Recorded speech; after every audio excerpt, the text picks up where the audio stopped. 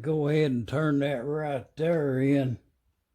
You know, a little bit on the steampunk side.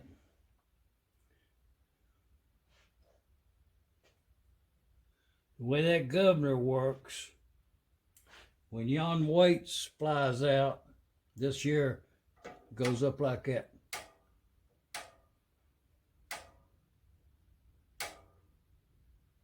When that goes up to the top, it closes off the ventier in there. It's always in an open position now. And as the weight flies out, it closes it like that. And wherever the weight setting is the where that this will balance that out.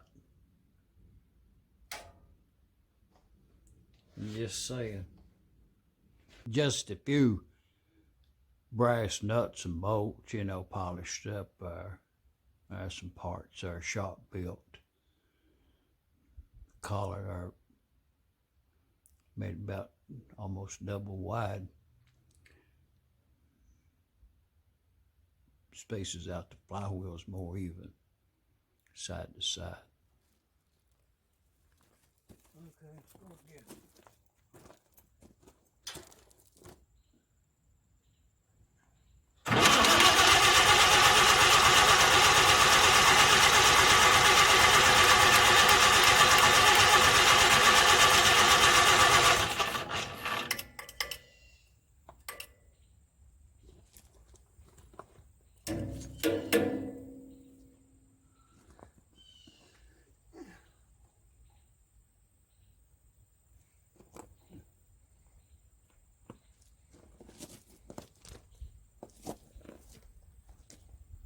Well, I mean, this got fuel, this got spark.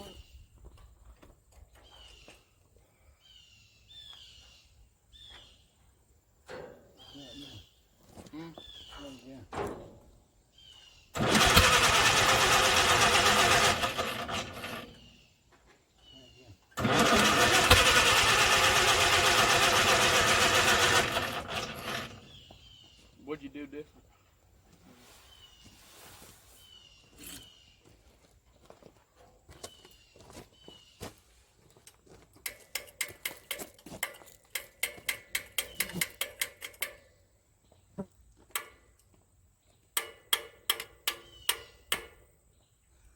Okay, try again.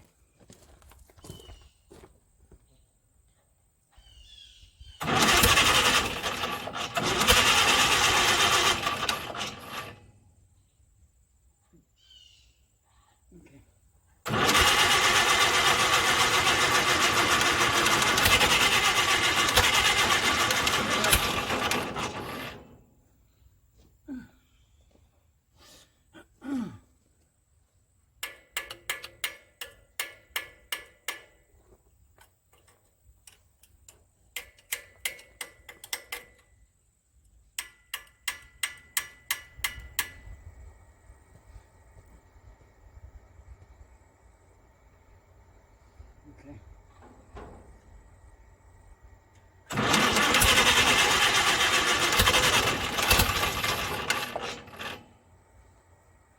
It's doing something.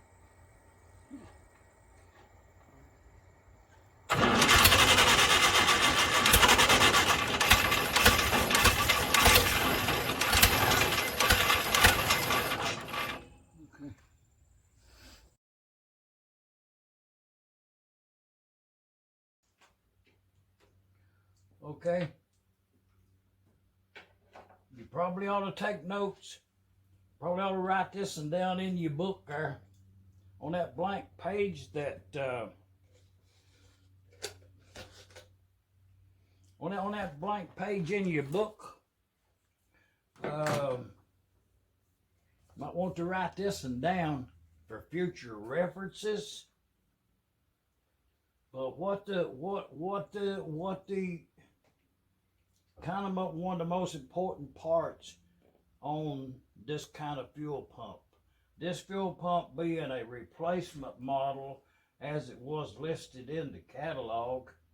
At some point along the history of these M's, if you'd have went to the dealer to get a replacement for your fuel pump that you had an engine at home for whatever reason would be, then this is the fuel pump you would have gotten. So if we put the light on that, boy, that's a real good light right there. You know, if you push the button all the way down till it clicks, it stays on like that right there. You know what I mean? That's the way it's intended to be functioning. But that I like that light.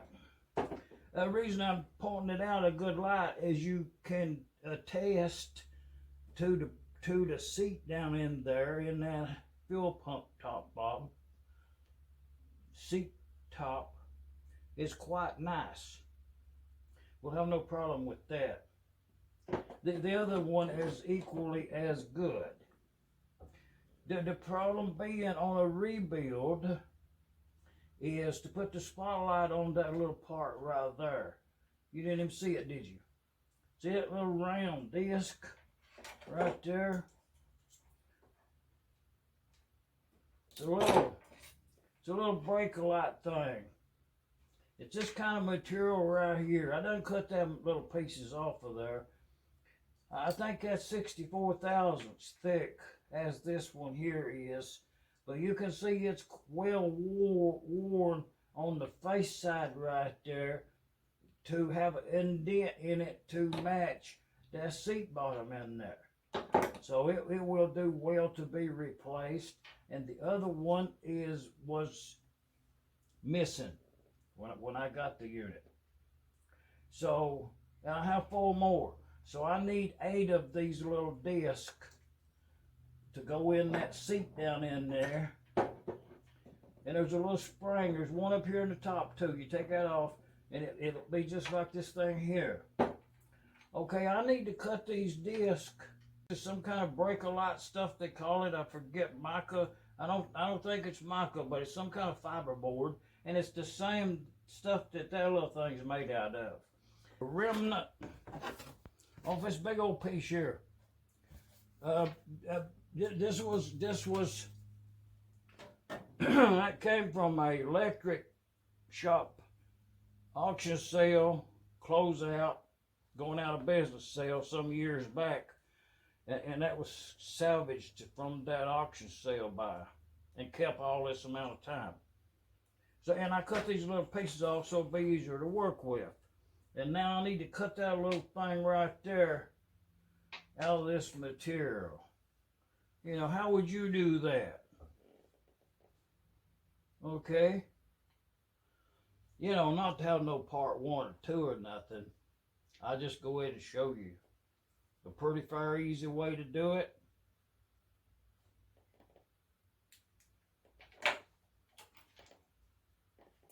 And that being, if you go down there at the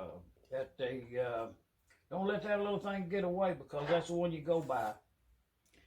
If you go over to Harbor Freight actually, and you buy one of them tarp repair kits, it's kind of bogus looking at it and all, but it functions well. It's a good tool in my opinion. I don't know. I think it says something on it there.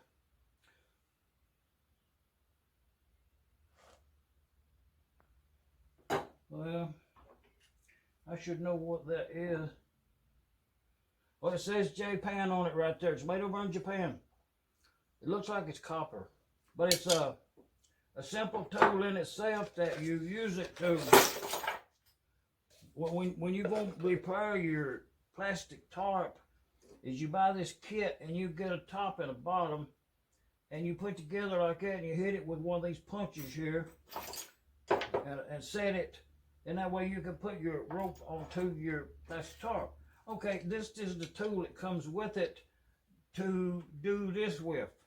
You know, you put it in there like that right there, and you put that on there like that right there, and you hammer it together, and you got a little eyelet. Well, you know, a tool is a tool is a tool. So I'm going to use this tool right here to cut out these discs for these fuel pumps. Let's get over at the vise and we'll get that done. I I think we're gonna have to wind the spring for that too. That's the world's smallest spring right there. You know, I need about 10 of them, I think. I will cut these eyelets out right here. Let's get a hammer. If you was wondering what brand that vise is, that's a Craftsman.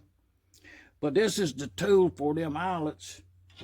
Just to hinge with a die. It has a die that matches up to itself. But I'm thinking, well, I'm not thinking, I'm just going to make about 10 of them. But if you put this in your material like that right there, and then you put it in here, and you vise, and you punch it through like that right there. Okay, see it went through there, and it's done punched that little circle. It's done punched it out. Now we got a little wafer right there. I'm gonna get it before I lose it. Okay, right here it is.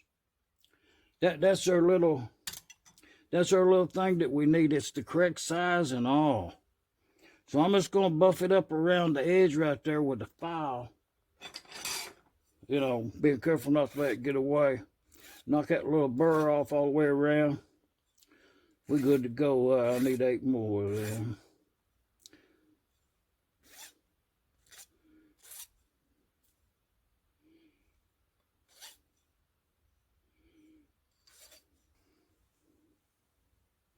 Right there, the little item is. I get the other one for a comparison. Well, be honest about it.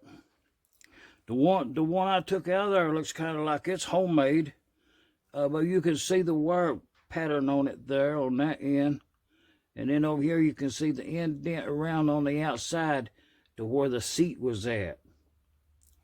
So this was the seat part like that, and the spring would have been right there.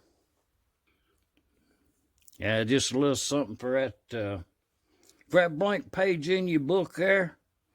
You know, just use one of these things right here to punch them discs out from them McCormick Deering Engines with the AC fuel pump I'm talking about.